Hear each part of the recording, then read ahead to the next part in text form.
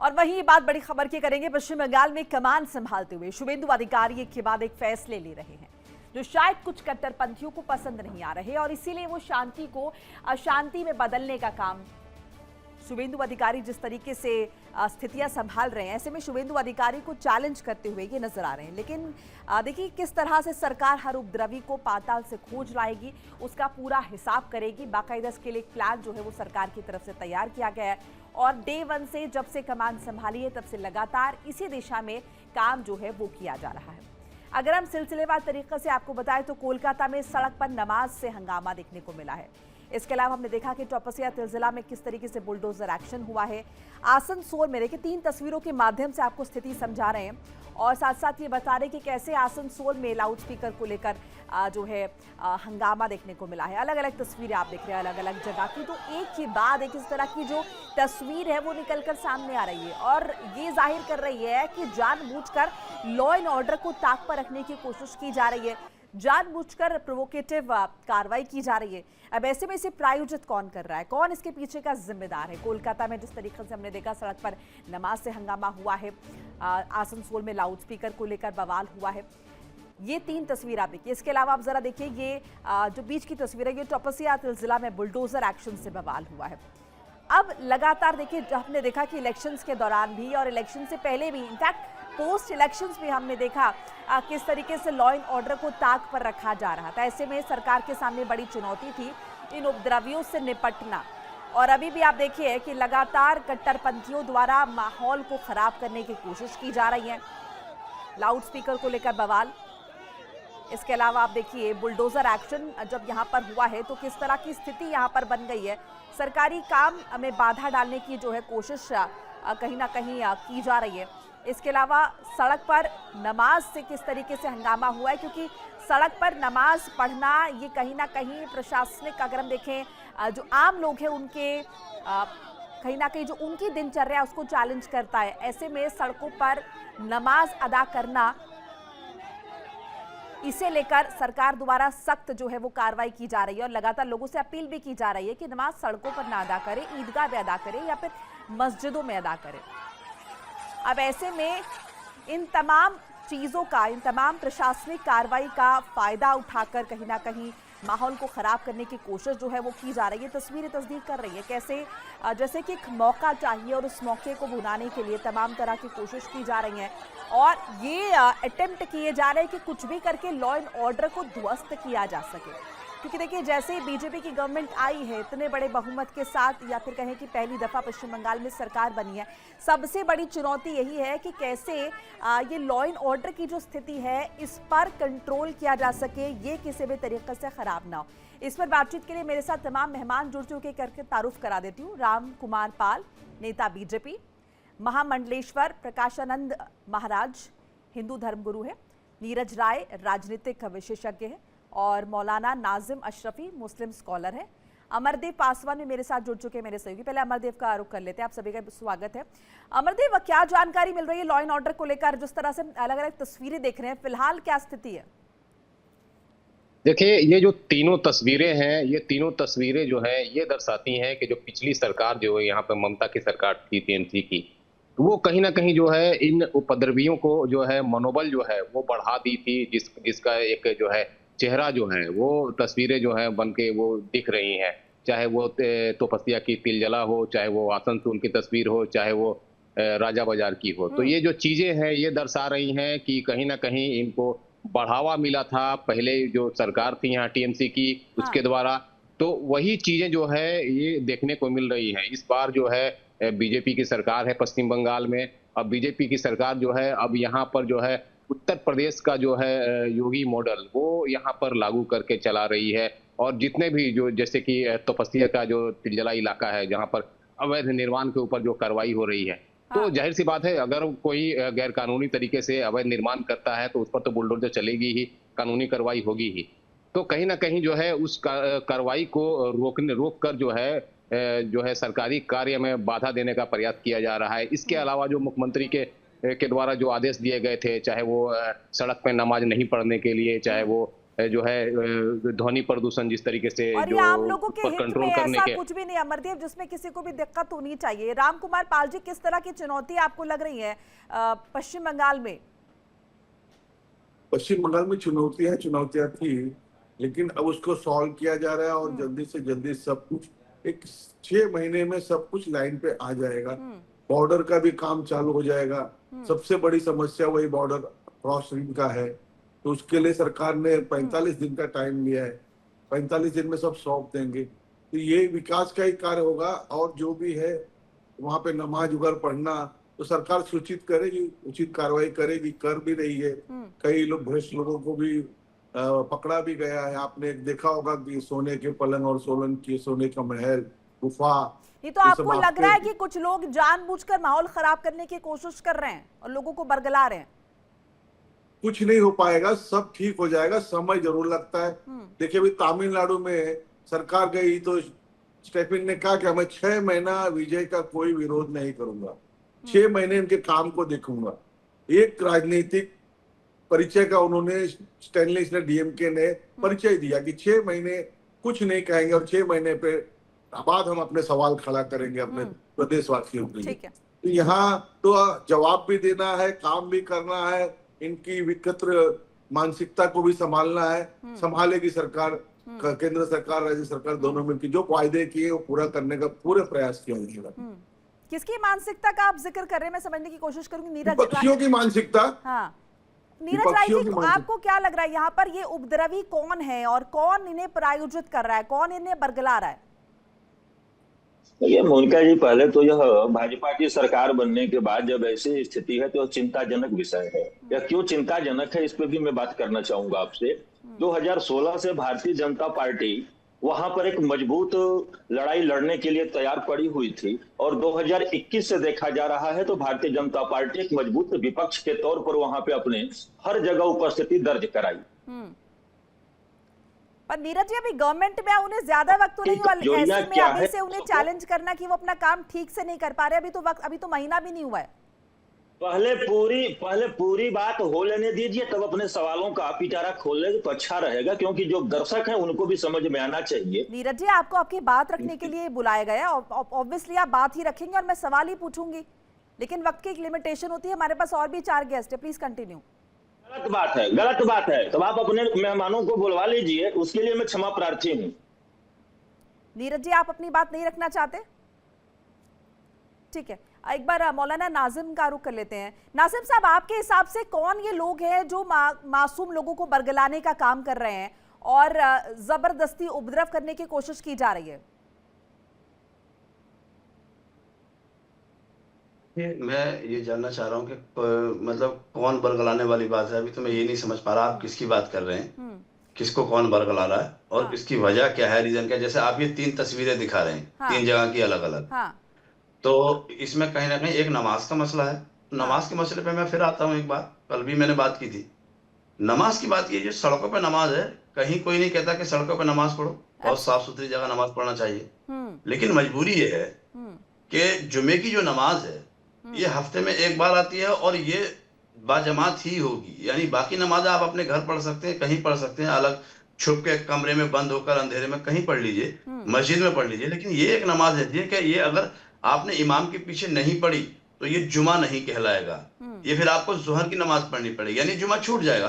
तो वहां एक जब किल्लत हो जाती है जगह की, तो इसलिए वो लोगों को सड़क पे आना पड़ जाता है कि चलो भाई अपनी चटाई बिछा लो, साफ सुथरा कपड़ा कोई बिछा लो, उसके ऊपर नमाज पढ़ लो। हालांकि इस्लाम कहीं इजाजत नहीं देता कि किसी के आप रास्ते में रोड़ा बनिए, रास्ते में बाधा बनिए।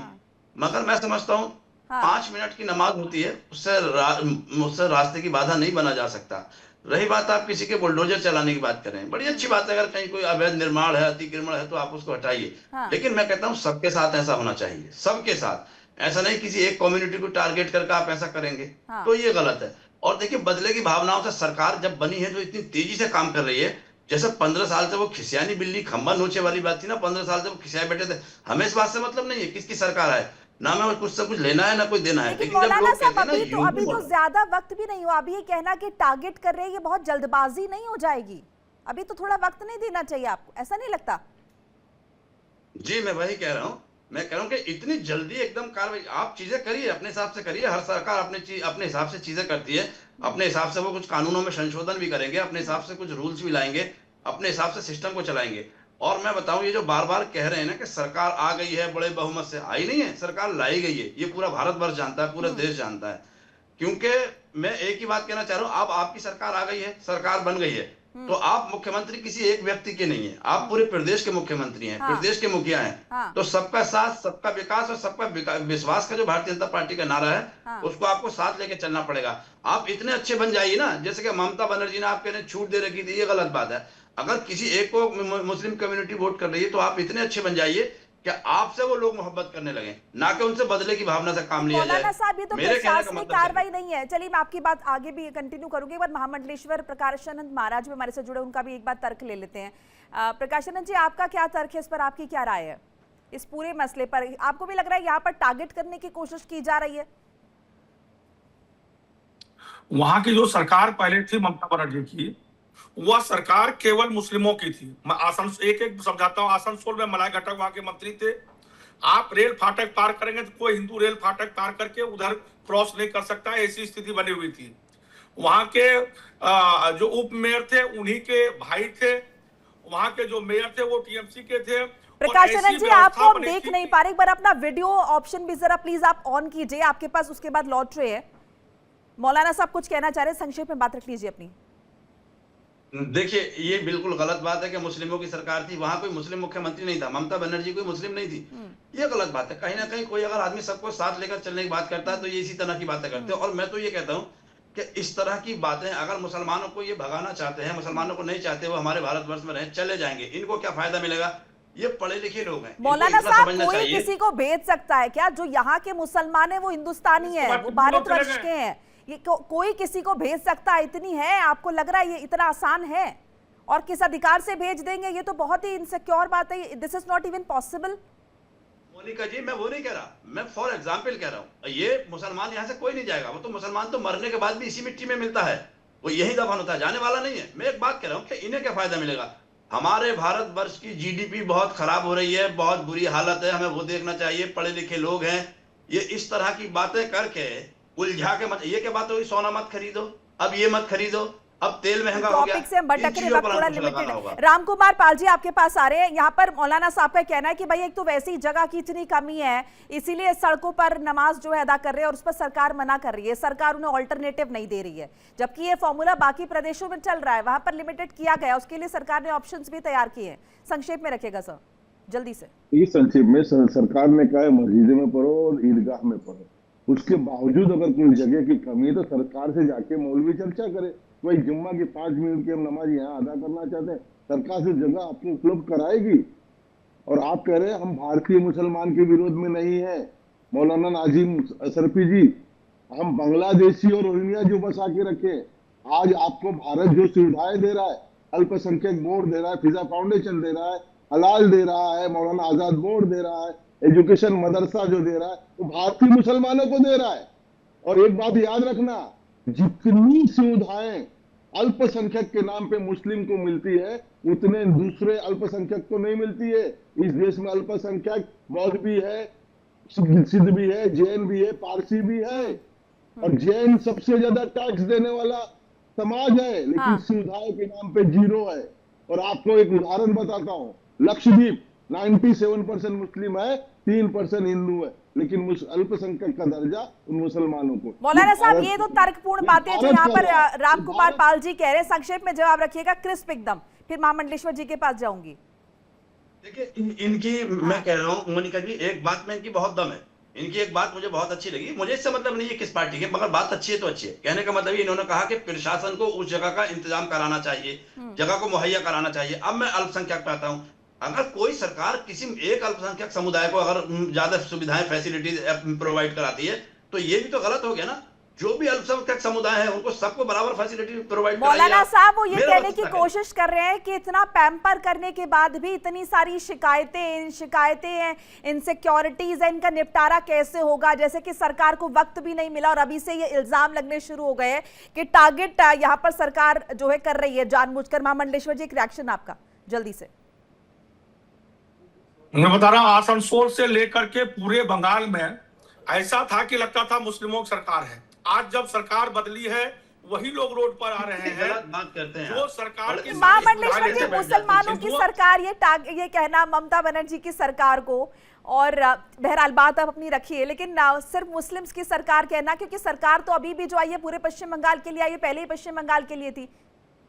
मैं उदाहरण दे रहा हूं ना, मैं बंगाल में रहा हूं, जाता हूं, अगर आप डबल लोड हैं कलकत्ता में और पीछे वाला बाइक नहीं पहना हुआ है, एक ही हेलमेट पहना, उसको पकड़ लेंगे। लेकिन 4 लोड पूरे स्पीड में जा रहे हैं, एक टोपी पहना है, तो उसको पुलिस नहीं रोकती थी। हम लोगों ने देखा है वहां बंगाल की स्थिति, आसनसोल की स्थिति देखिए, वहां मलाय घटक वहां के मंत्री थे तीनों बार, उनके भाई अभिजीत घटक वहां के उप मेयर थे, विधान चंद उपाध्याय जो है वहां के मेयर थे, और ऐसी स्थिति थी कि लगता था हिंदू जाते थे तो उनसे मिलना पसंद नहीं करते थे वो।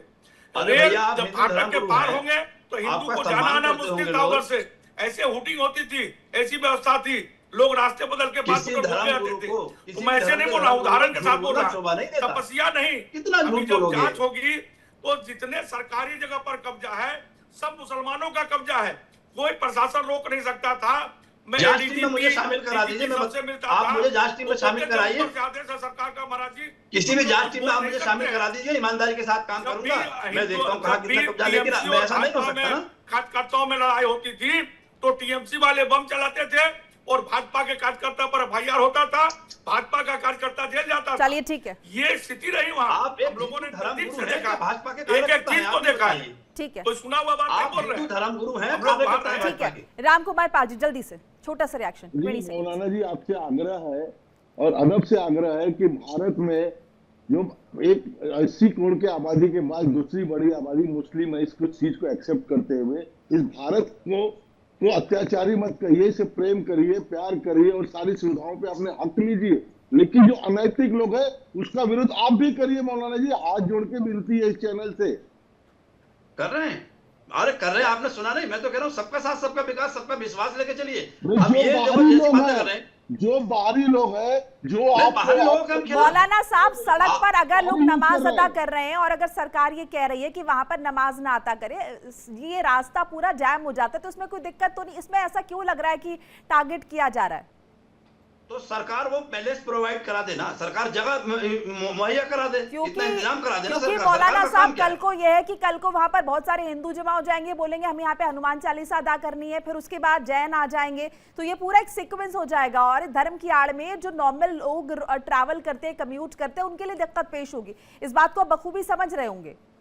नहीं है, सरकार चाहे सब कुछ मैनेज कर सकती है, ये मस्जिद के सामने जरूरी नहीं है। अगर वो हनुमान चालीसा पढ़ना चाहते हैं तो हम भी उनके साथ हैं, और वो कहीं ना कहीं उनको हनुमान चालीसा पढ़ने की जगह मुहैया करा दें, उनको प्रोवाइड करा दें। ये गलत बात है। देखिए सड़क पे क्यों पढ़ेंगे किसी को हनुमान चालीसा, सड़क पे क्यों नमाज अदा करनी है? उसके लिए जगह बनी हुई है धर्म फॉलो करने के लिए बाकायदा।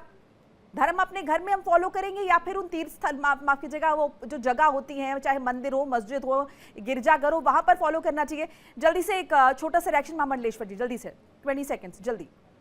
हम कर रहे हैं कि सरकार व्यवस्था क्यों कराए कि आप रास्ते पर आते हो, आप घर में नमाज पढ़ो। नमाज पढ़ने के लिए कोई जगह की जरूरत नहीं है, जहां वहीं पढ़ सकते हैं। पूजा करने के लिए मंदिर की जरूरत है क्योंकि वहां प्राण प्रतिष्ठा होता है, घर में क्यों नहीं पढ़ते? लेकिन ये लोग शुक्रवार को एक निकाल लिए हैं कि भीड़ जुटाएंगे, वहां से अनाउंसमेंट होगा, पत्थरबाजी करेंगे, पुलिस के फूंक देंगे, हिंदू धर्म किसी पार्टी के कार्यकर्ता नहीं है, विरोध पे है, धर्म किसी पार्टी के कार्यकर्ता नहीं है। नमाज जो है सरकार की जिम्मेदारी होती है जगह कर। और रही बात सुनिए, आप कांवड़ यात्रा घर में निकाल सकते हैं क्या? आप कांवड़ यात्रा घर में निकाल लोगे? बंगाल की हो, अरे आप कांवड़ यात्रा घर में निकाल लोगे? कुछ चीजों का एक तरीका होता है, एक रूल्स होते हैं, उनको फॉलो करना होता है। आप कांवड़ यात्रा घर में थोड़ी ना निकाल लोगे। जब लोग नमाज अरे कैसी बात करते हो तुम धर्मगुरु के किसी एक पार्टी के कार्यकर्ता हो। चलिए ठीक है, रामकुमार पाल जी, जल्दी से छोटा सा रिएक्शन। ये उम्मीद की जा रही है कि कुछ ऑल्टरनेटिव निकाले जाएंगे। मौलाना जी, आप इसको अपनी सरकार समझिए असरफी जी, और आपको असुविधा है तो पहुंचिए वहां पर। सरकार आंख खुली है, लेकिन आपको सामने जाना पड़ेगा। आप कहोगे हमको घर बैठे सारी व्यवस्था नहीं मिल पाएगी, अगर हमें कोई तकलीफ होती है तो अपील करते हैं, जाते हैं, मिलते हैं उनसे। तो आप भी अभी समस्याओं के समाधान के लिए वहां जाइए, बखेड़ा न खड़ा हो, और जो अनैतिक लोग हैं उनका आप निकालने का प्रयास करिए। प्रयास आपको बताऊंगा कि झारखंड में क्योंकि चार मौलाना साहब जिले- ये होता है अक्सर, कई बार कुछ लोग जो है वो पूरा माहौल खराब करते हैं, वो कई बार कुछ उपद्रवी होते हैं, वो किसी भी धर्म के हो सकते हैं।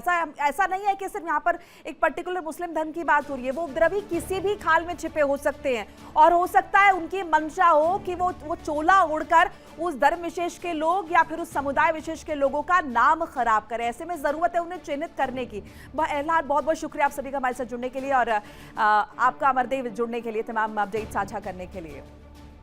तो ऐसे लोगों को चिन्हित करना निश्चित तौर पर बहुत जरूरी है और ज्यादा वक्त नहीं हुआ शुभेंदु सरकार को, ऐसे में वक्त देना चाहिए और ये इंतजार करना चाहिए कि किस तरीके से पश्चिम बंगाल में अगर एक नए परिवर्तन की बात हुई है तो परिवर्तन किस तरीके से लाया जा रहा है। फिलहाल एक छोटा सा ब्रेक।